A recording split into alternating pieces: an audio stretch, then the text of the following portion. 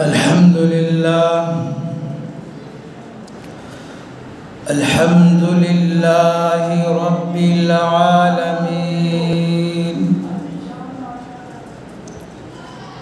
व रब्बिश शुहदाइ वल मुजाहिदीन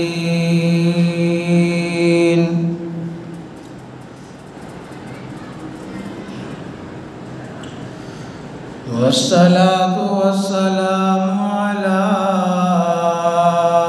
क़ाइदिल मुजाहिदीन मुहम्मद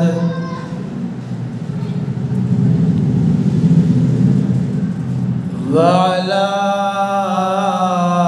आलिहि व सहबिहि अजमईन।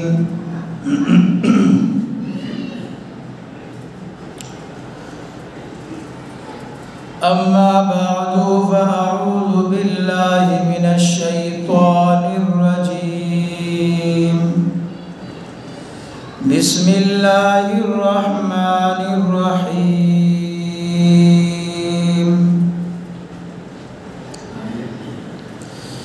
इन्न फ़ी ख़ल्क़िस समावाति वल अर्ज़ि वख्तिलाफ़िल लैलि वन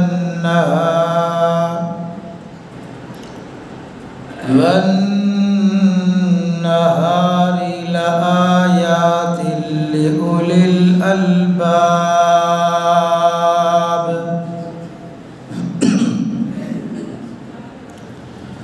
अल्लज़ीना यज़्कुरूनल्लाह क़ियामन व qu'ूदन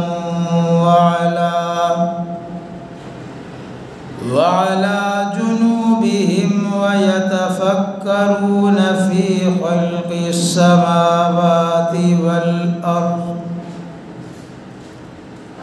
रब्बना मा ख़लक़्त हाज़ा बातिला सुब्हानक फ़क़िना अज़ाबन नार।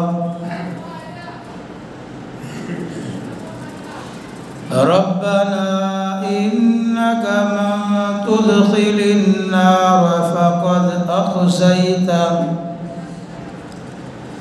व मा लिज़्ज़ालिमीन मिन अंसार।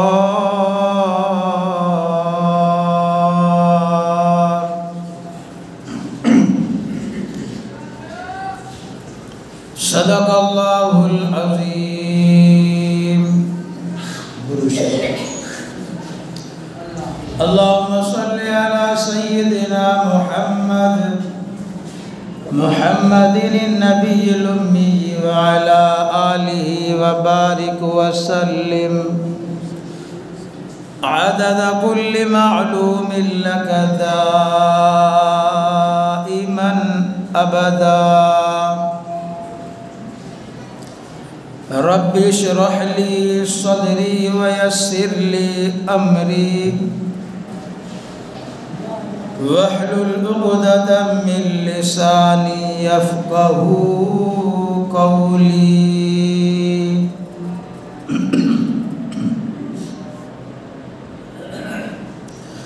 मेरे इंतहाई वाजिबुल एहतराम सामईन किराम,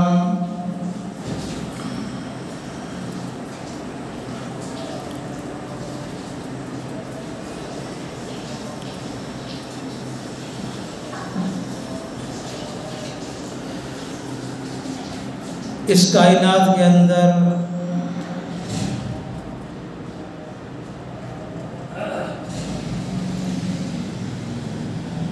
जिस चीज़ को भी अल्लाह तबारक व तआला ने पैदा फरमाया है,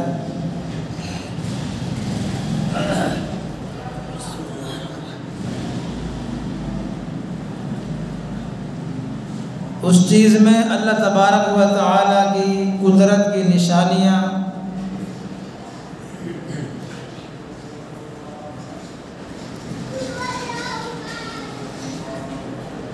अल्लाह तबारक व तआला की अज़मत की निशानियाँ इंसान को नज़र आएंगी।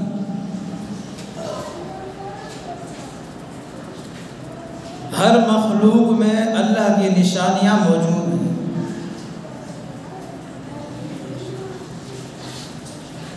लेकिन उसके लिए इंसान को गौर और फिक्र तदब्बुर करना पड़ेगा, या यूं कहिए कि अकल से काम लेना होगा।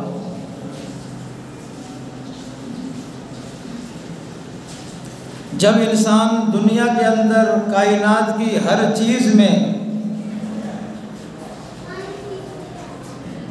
ज़मीन और आसमान में, रात और दिन में, चाँद में, सूरज में, सितारों में, पहाड़ों में, समंदरों में, दरियाओं में, हत्ता के रेत के ज़र्रात में भी इंसान अगर गौर व फिक्र करे तो इंसान को अल्लाह तबारक व तआला की कुदरत की निशानियाँ नज़र आएंगी।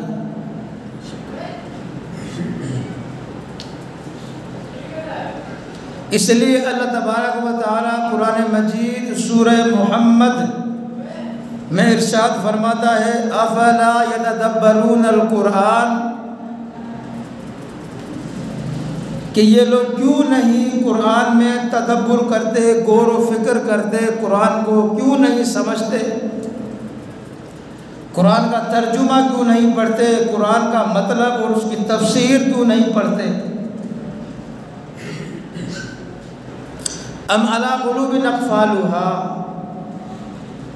अल्लाह ने फरमाया क्या इनके दिलों पर ताले पड़ चुके हैं।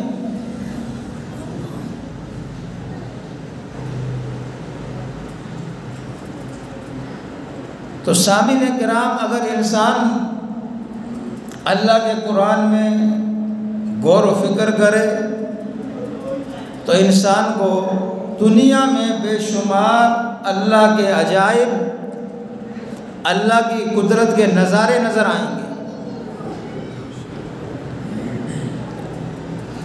चुनांचे कुरान मजीद की जो आयत तिलावत की गई है, इन आयात में अल्लाह तबारक व तआला ने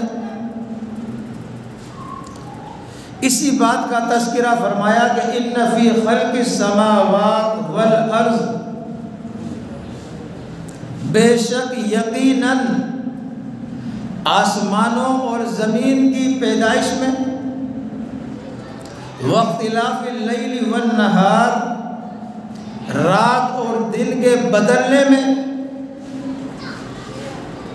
कि जब रात होती है दिन नहीं होता, जब दिन होता है रात नहीं होती, जब दिन आता है रात चली जाती है।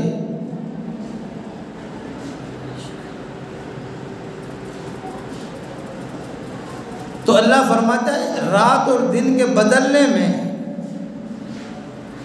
कि ये बार बार जो रात दिन बदलते रहते हैं, कभी दिन कभी रात, कभी दिन कभी रात, या आसमान ज़मीन इनकी पैदाइश में अल्लाह ने फरमाया आयात, निशानियाँ हैं, मेरी कुदरत की निशानियाँ हैं।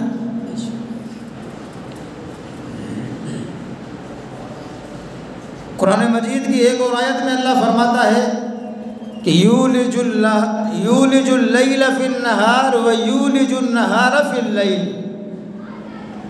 कि अल्लाह ही है जो रात को दिन में दाखिल करता है और दिन को रात में दाखिल करता है।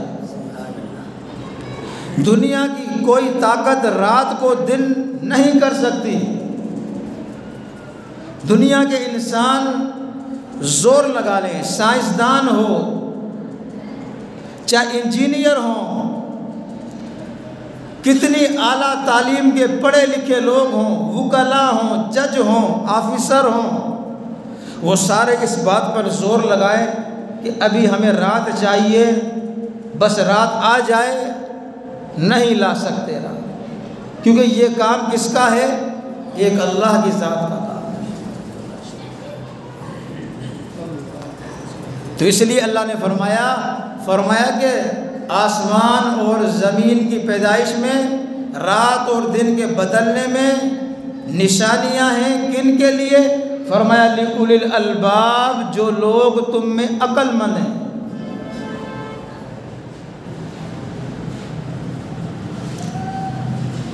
अब वो अक्लमंद लोग कौन हैं? सबसे पहले तो हम अपने मुआशरे पर, अपने माहौल पर, अपनी सोसाइटी पर नज़र डालें तो हम अक्लमंद किसे कहते हैं? हमारे नज़दीक तजर्बेकार, ज़हीन आदमी, अक्लो दानिश का मालिक वो कौन होता है? हमारे मुआशरे में जो बड़ा इंजीनियर हो, बड़ा डॉक्टर हो, बड़ा दुनियादार हो, साइंसदान हो, पैसे वाला हो, ओहदे वाला हो, हम कहेंगे बड़ा अक्लमंद आदमी है, बड़ा ज़हीन आदमी है कि दुनिया कमाई है इसने।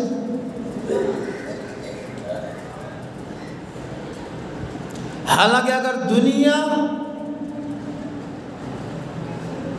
का किसी के पास होना, माल का होना किसी के पास, ओहदे का होना किसी के पास, अगर इसी में अक्लमंदी होती, अगर इसी में अक्ल दानिश की हिकमतें होती, अगर इसी में कामयाबी होती, तो मेरे भाई फ़िरऔन के पास हुकूमत भी थी, फ़िरऔन के पास ताकत भी थी, फ़िरऔन के पास पैसा भी था, कारून के पास पैसा भी था, सब कुछ था, लेकिन उसके बावजूद दुनिया फ़िरऔन और कारून को दुनिया का सबसे बड़ा बेवकूफ़ कहती है। लेकिन उसके मुकाबले में मूसा अलैहिस्सलाम को दुनिया क्या कहती है? अक्लमंद कहती है, कामयाब कहती है, दानिश्वर कहती है। तो जिसके पास दुनिया है वो ये ना समझे कि मैं बड़ा अक्लमंद हूँ। हदीस में आता है, हज़रत अली रज़ी अल्लाह ताला अन्हु फरमाते हैं कि एक मरतबा मजलिस लगी हुई थी, सहाबा कराम बैठे हुए थे। इतने में हज़रत मुसअब बिन उमैर रज़ी अल्लाह ताला अन्हु उस मजलिस के अंदर तशरीफ़ लाए।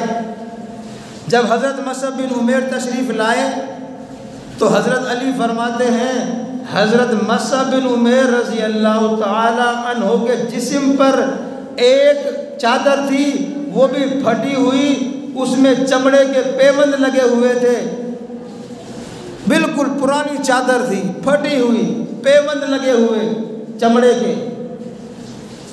मुसअब बिन उमैर मजलिस रसूल में आ गए। हज़रत अली रज़ी अल्लाह ताला अन्हु फरमाते हैं कि जब हुजूर सल्लल्लाहु अलैहि वसल्लम की नज़र मुसअब बिन उमैर के जिस्म पर पड़ी, उसकी चादर पर पड़ी, तो सहाबा कराम फरमाते हैं आप सल्लल्लाहु अलैहि वसल्लम की आँख मुबारक से आंसू जारी हो गए, आप रोने लगे अपने सहाबी की हालत को देखकर, अपने सहाबी की गरीबी को देखकर, मिस्कीनी को देखकर, फ़कीरी को देखकर, बेरुग़बती को देखकर हुजूर रोने लगे शफ़क़त की बिना पर। ये वही मुसअब बिन उमैर है रज़ी अल्लाह ताला अन्हु, जब कुफ्र में थे, जाहिलियत में थे, जब मुसलमान नहीं हुए थे, उस वक़्त ये सुबह शाम जोड़े पहनते थे। और आप सल्लल्लाहु अलैहि वसल्लम ने फरमाया, सहाबा कराम से फरमाया, ये जो मेरा मज़हब है आज इस्लाम में दाखिल हो गया, आज कलमा पढ़कर मुसलमान हो गया है, आज इसके जिस्म पर एक चादर है, वो भी फटी हुई, उसके अंदर चमड़े के पेवंद लगे हुए हैं, वो पुरानी और बोसीदा चादर है। लेकिन हुजूर ने फरमाया मेरे सहाबियों, यही मुसअब बिन उमैर था जब कुफ्र की हालत में था, जाहिलियत में था, तो उस वक़्त इसके पास आला किस्म के जोड़े हुआ करते थे, सुबह शाम जोड़े बदलता था। लेकिन आज इस्लाम में सब कुछ इसका छिन गया है। तो आप बताएं, मुसअब के पास तो जोड़ा भी नहीं था, तो मुसअब बिन उमैर रज़ी अल्लाह ताला अन्हु अक्लमंद थे या नहीं थे? कामयाब थे या नहीं थे? खुद हुजूर सल्लल्लाहु अलैहि वसल्लम दुनिया से बेरुग़बत थे, आप सल्लल्लाहु अलैहि वसल्लम के घर में एक मर्तबा सोने का कोई टुकड़ा पड़ा था, सोने का कहीं से टुकड़ा आ गया। आप सल्लल्लाहु अलैहि वसल्लम, अम्मा आयशा फरमाती हैं रज़ी अल्लाह तआला अन्हा कि आप सल्लल्लाहु अलैहि वसल्लम सारी रात परेशान रहे, सारी रात परेशान।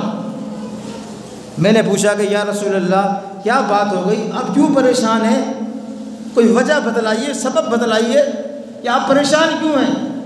तो हुजूर सल्लल्लाहु अलैहि वसल्लम ने फरमाया कि आयशा इसलिए परेशान हूँ कि मेरे पास एक सोने का टुकड़ा आ गया है। अब जब तक मैं उस सोने के टुकड़े को अल्लाह की राह में किसी गरीब को सदका नहीं दूंगा, उस वक़्त तक मोहम्मद सल्लल्लाहु अलैहि वसल्लम को चैन और सुकून नहीं मिलेगा। तो माल में कामयाबी होती तो हुजूर सल्लल्लाहु अलैहि वसल्लम के पास माल होता। अंबिया कराम से बड़ा ज़हीन कोई हो सकता है? अक्लमंदी में, अक्ल व दानिश में, फ़हम व फरासत में अंबिया कराम से बढ़कर दुनिया में कोई इंसान नहीं। दुनिया में सबसे ज़्यादा ज़हीन हैं तो अंबिया कराम हैं। उसके बेशुमार वाक़ियात, मिसालें आपको मिल जाएंगी किताबों के अंदर। एक किताब है लताइफ़ इल्मिया, उसके अंदर एक वाक़या लिखा है कि एक मर्तबा हज़रत इब्राहीम अलैहिस्सलाम अपने बेटे के पास आए, हज़रत इस्माइल अलैहिस्सलाम के पास। तो हज़रत इस्माइल अलैहिस्सलाम ने शादी की थी जुरहम कबीले में। जुरहम में कबीला था, तो जुरहम कबीले की औरत से शादी की हज़रत इस्माइल अलैहिस्सलाम ने। तो इब्राहीम अलैहिस्सलाम मिलने के लिए चले गए, चलो बेटे का हाल मालूम करके आ जाऊँ कि किस हाल में ज़िंदगी गुजार रहा है, खुशहाल है, दौलतमंद है या नहीं है, फाके हैं, क्या मसला है। तो इब्राहीम अलैहिस्सलाम जब इस्माइल अलैहिस्सलाम के घर तशरीफ़ लाए तो उस वक़्त इस्माइल अलैहिस्सलाम घर में मौजूद नहीं थे, बाहर कहीं गए हुए थे, मेहनत के लिए, काम के लिए या कोई और काम होगा। तो इब्राहीम अलैहिस्सलाम ने इस्माइल अलैहिस्सलाम की बीवी से पूछा, फरमाया इस्माइल कहाँ है? फरमाया घर में नहीं है। तो इब्राहीम अलैहिस्सलाम ने पूछा कि घर के हालात कैसे हैं, घर का गुज़र सफ़र कैसा हो रहा है। तो इस्माइल अलैहिस्सलाम की बीवी, उनकी अहलिया कहने लगी कि हालात बहुत तंग हैं। हालात क्या हैं? बहुत तंग हैं, फ़क्र व फाका है, मिस्कीनी हालत है, गरीबी हालत है। तो इब्राहीम अलैहिस्सलाम ने फरमाया कि जब मेरा बेटा इस्माइल आए तो उससे कहना कि तुम्हारा बाप इब्राहीम आया था, तुम्हारा बाप इब्राहीम आया था अलैहिस्सलाम, और तुम्हारे बाप ने कहा है कि अपनी दहलीज को, अपनी चौखट को बदल दे। ये किसने कहा? इब्राहीम अलैहिस्सलाम ने कहा उसकी बीवी को कि मेरा बेटा आए, उसको मेरा सलाम कहना और ये कहना कि अपनी चौखट को तब्दील कर दे, बदल दे। इब्राहीम अलैहिस्सलाम चले गए। जब इस्माइल अलैहिस्सलाम घर तशरीफ़ लाए, घर में आने के बाद बीवी ने सारा हाल अहवाल दिया कि इस तरह एक बुज़ुर्ग आए थे, उन्होंने आपको सलाम कहा है और उन्होंने ये कहा है कि इस्माइल अलैहिस्सलाम को कह देना कि अपने घर की चौखाट को बदल दे। तो इस्माइल अलैहिस्सलाम ने पूछा कि तूने कोई हाल अहवाल भी दिया था? उसने कहा हाँ, उसने मुझसे पूछा कि घर के हालात कैसे हैं। मैंने बता दिया कि घर के हालात इंतहाई तंग हैं, इंतहाई ज़िंदगी मुश्किल से गुजर रही है। फिर वो कहने लगे कि अपनी चौखट को बदल देना। ये क्या कर गए? तो इस्माइल अलैहिस्सलाम ने फरमाया अपनी बीवी से, फरमाया वो मेरा बाप इब्राहीम अलैहिस्सलाम था जो मुझे सलाम भी देकर गया है, और उसने जो ये कहा है ना कि अपने घर की चौखट को बदल देना, इसका मतलब ये है कि मैं तुझे तलाक दूँ, तुझे छोड़ दूँ, किसी दूसरी औरत से निकाह करके अपने घर के हालात को बेहतर कर लूँ।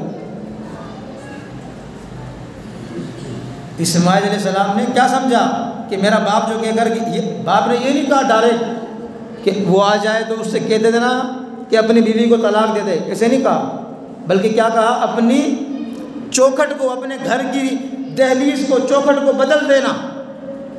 तो इस्माइल अलैहिस्सलाम अल्लाह के नबी थे, अक्लमंद थे। नबी अक्लमंद होता है, वो समझ गए कि मेरा बाप जो मुझे हुक्म देकर गया था उसकी मुराद क्या है, वो क्या चाहते थे। तो मेरे दोस्तों, मैं अर्ज़ कर रहा था कि अल्लाह तबारक व तआला ने फरमाया कि आसमान और ज़मीन की पैदाइश में अक्लमंद लोगों के लिए निशानियाँ हैं। अब वो अक्लमंद लोग कौन हैं, तो उसका जिक्र भी कुरान ने बयान फरमाया। अल्लाह ने फरमाया कुरान मजीद के अंदर, फरमाया अल्लज़ीना यज़कुरूनल्लाह क़ियामन व क़ुऊदा। क्या फरमाया अल्लाह ने?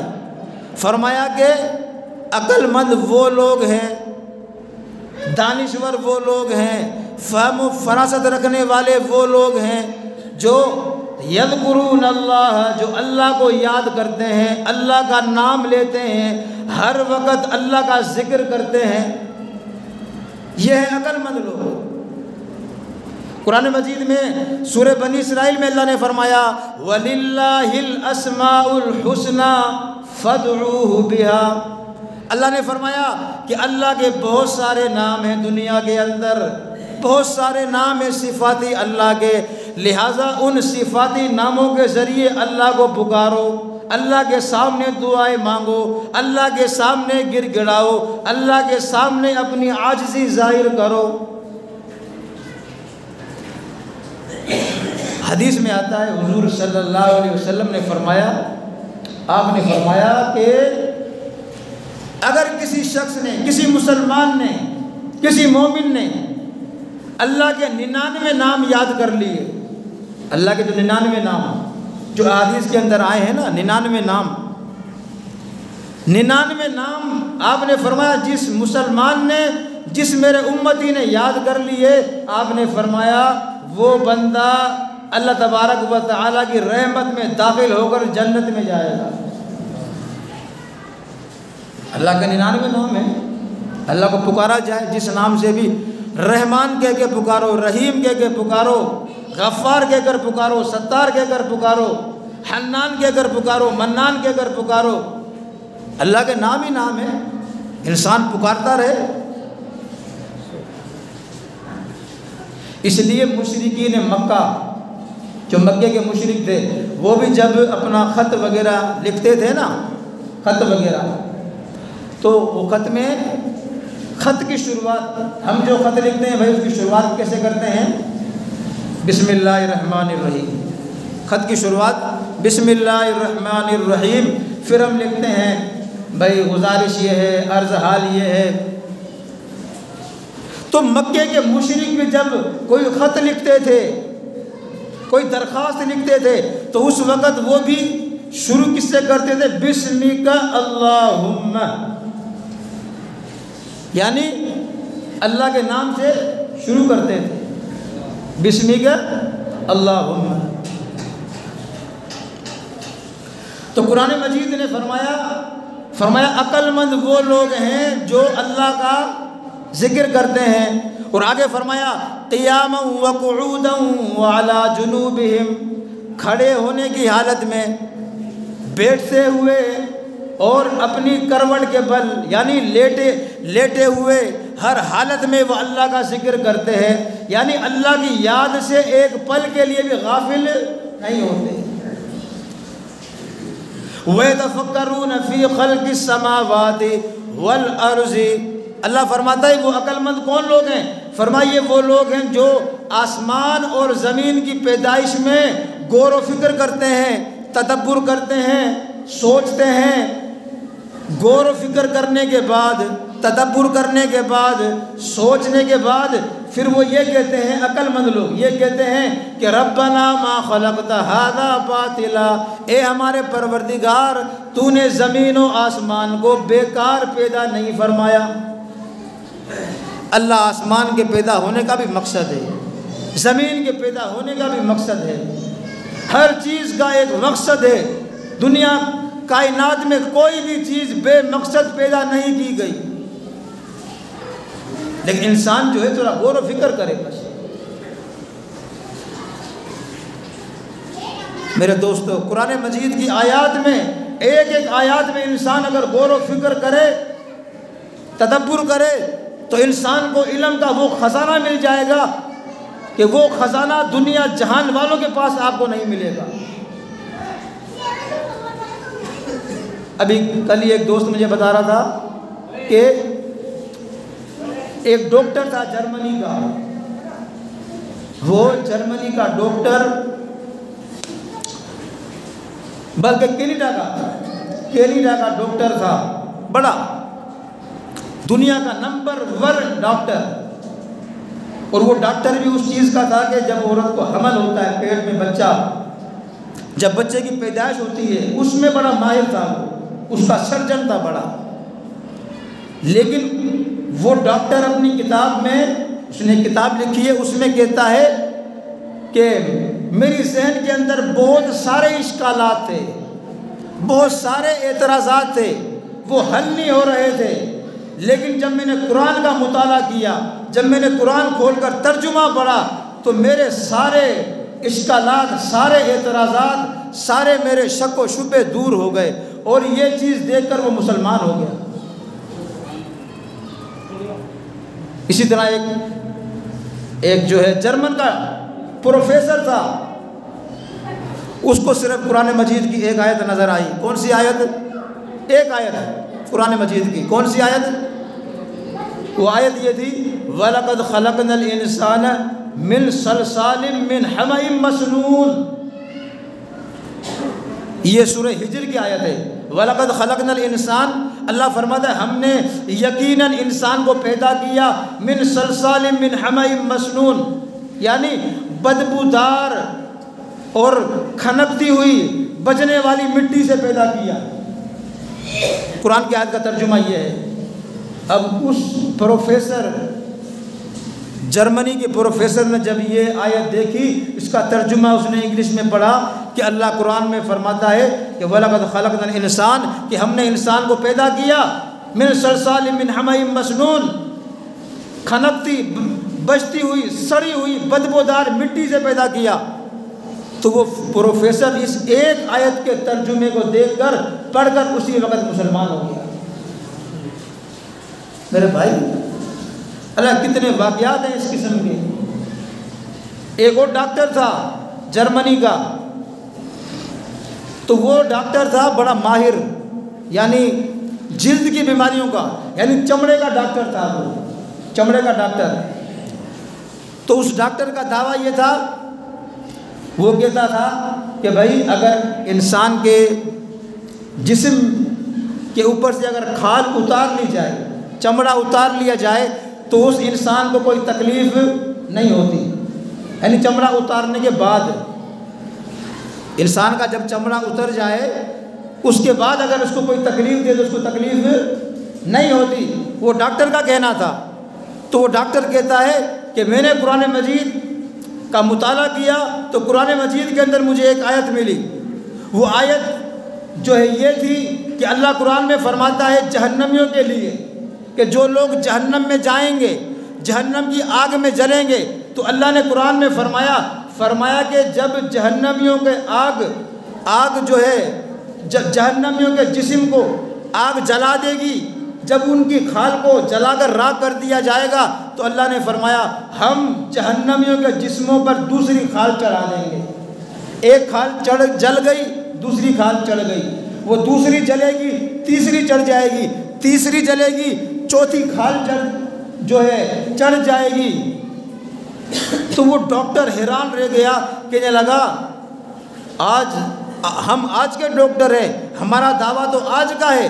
आज हम कहते हैं, आज हमारा दावा है कि जिस इंसान की खाल उतार ली जाए उसको तकलीफ़ नहीं होती, लेकिन कुरान ने 1400 साल पहले ये साइंसी मसला हल कर दिया था। तो अल्लाह ने तो पहले ही फरमा दिया 1400 साल पहले कि अगर जहन्नम में खाल उतर जाएगी, ज़ाहिर तकलीफ़ इंसान को जब होगी, जब खाल हो तो खाल उतर जाएगी, जैसे ही उतरेगी दूसरी चढ़ जाएगी। तकलीफ़ देने के लिए, ताकि काफिरों को जहन्नम में और तकलीफ़ हो। तो मेरे दोस्तों, में अर्ज़ कर रहा था कि अक्लमंद लोग वो हैं जो ज़मीन आसमान की पैदाइश में गौर करते हैं और क्या कहते हैं, वो ये कहते हैं कि रब्बना मा खलक़्ता हाज़ा बातिला, ए हमारे परवरदिगार, तूने ज़मीन आसमान को, कायनात के ज़र्रे ज़र्रे को बेकार पैदा नहीं किया। हर चीज़ का एक मकसद है अल्लाह। सुब्हानक फ़क़िना अज़ाबन नार। आखिर में वो अक्लमंद लोग, ईमान वाले, वो ये दुआ करते हैं, ए अल्लाह फिर हमें तू दोज़ख के अज़ाब से महफूज फरमा। ये तो कुरान ने बयान कर दिया कि अक्लमंद कौन लोग हैं, जो अल्लाह का जिक्र करते हैं, जो अल्लाह की जो है पैदाइश में गौर व फिक्र करते हैं, ये अक्लमंद लोग हैं। ठीक, अकल वाले। आइए हदीस में आप सल्लल्लाहु अलैहि वसल्लम ने अक्लमंद किसको कहा है? हुजूर सल्लल्लाहु अलैहि वसल्लम ने फरमाया कि अल-कय्यिसु, अल-कय्यिस कहते हैं अक्लमंद आदमी को। आपने फरमाया सहाबा कराम से, तुम्हें मालूम है अक्लमंद कौन है? अक्लमंद शख्स कौन है? दानिश्वर कौन है? तो सहाबा कराम ने अर्ज़ किया, अल्लाह के रसूल आप बतलाइए अक्लमंद कौन है?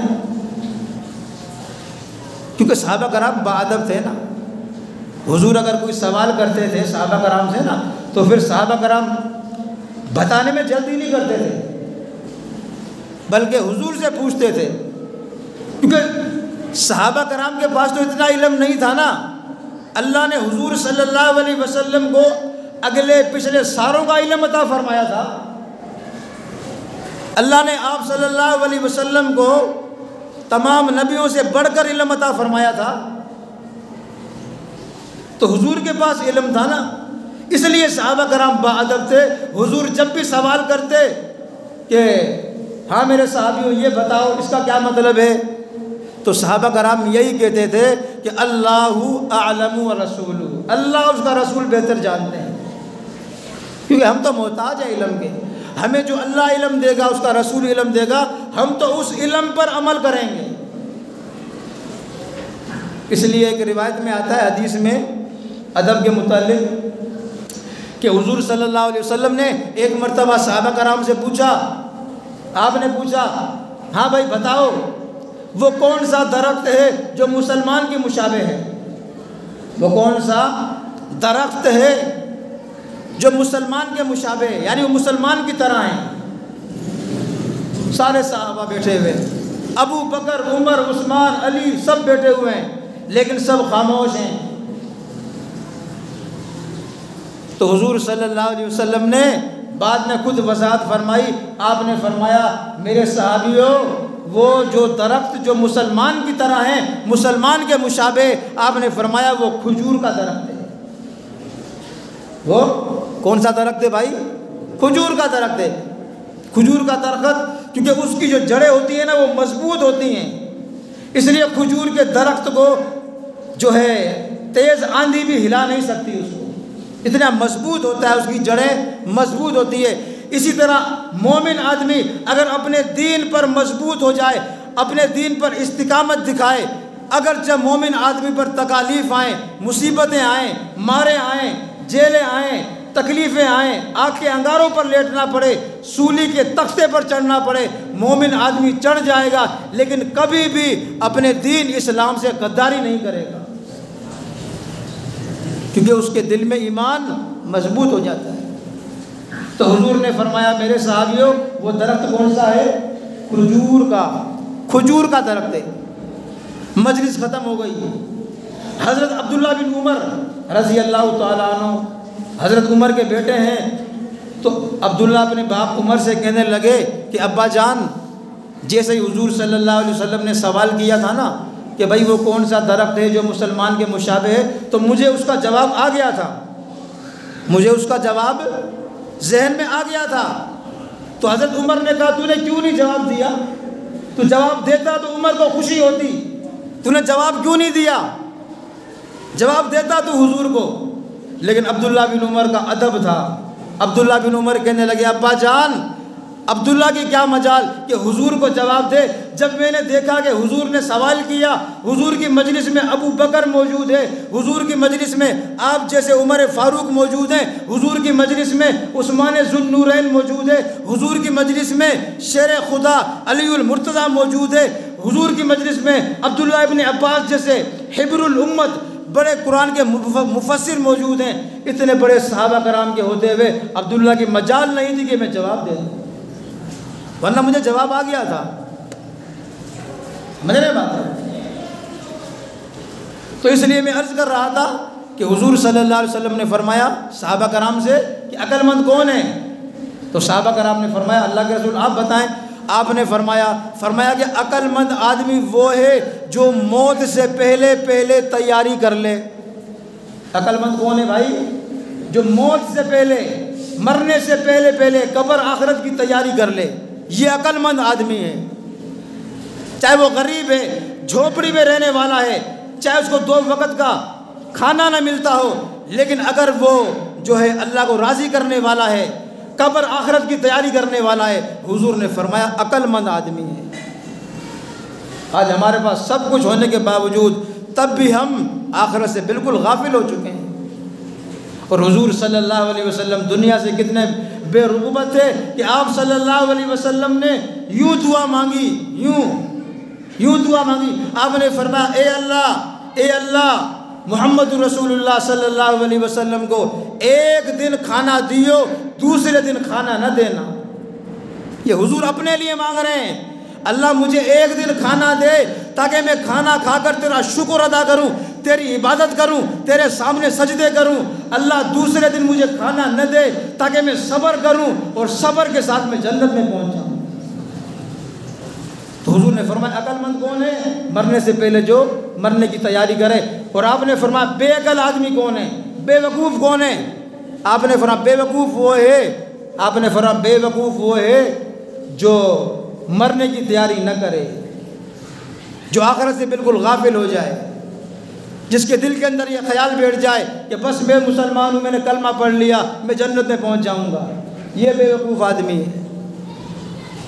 यानी इंसान गुनाहों पर जमा रहे, गुनाहों से तौबा ताइब ना हो, इंसान बुराइयों में लगा रहे और आखिरत की याद से बिल्कुल गाफिल हो जाए। मेरे दोस्तों, ये है वो बेवकूफ़। अल्लाह पाक हम सब को जो है आखिरत की तैयारी करने की तौफीक अता फरमाए। अल्लाह तबारक व तआला हम सब का खात्मा ईमान पर फरमाए, कलमे वाली मौत नसीब फरमाए। वमा अलैना इल्लल बलागुल मुबीन। सुन्नत पढ़ ले साथी।